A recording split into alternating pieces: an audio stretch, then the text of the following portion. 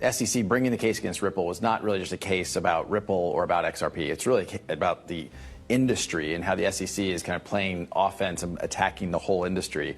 2.5 years ago when this started, I'm not sure everyone fully digested that, and now that is widely understood.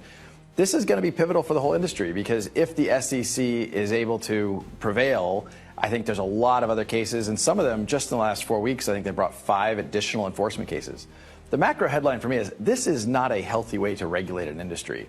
Your regulation through enforcement, as opposed to where we're seeing in other countries where they're doing the work, right? They're codifying, they're creating a framework that allows an industry to grow while protecting consumers. And I think that's really what the U.S. is lagging. And to some degree why I'm here in Washington is to continue to try to evangelize and educate.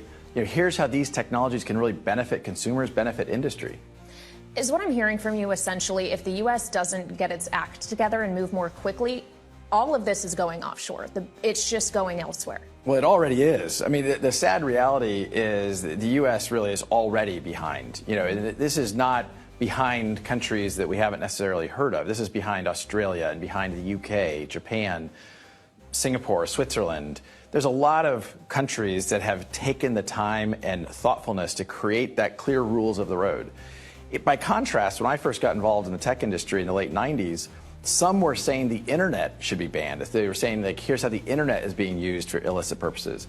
But the U.S. government said, no, we're going to create a framework. And that allowed entrepreneurs, that allowed investors to come in and look at the benefits to the United States on a geopolitical basis to have the Amazons and Googles based and headquartered in the United States. We're at, I think, severe risk of having that not happen in this next evolution of technology around blockchain and crypto. It has already started moving outside the United States. And also, the consumers are suffering because of that, because you don't have the same protections that the U.S. regulatory frameworks can provide. What would a good framework look like, in your view? Well, look, I think what you're seeing right now is the Securities and Exchange Commission,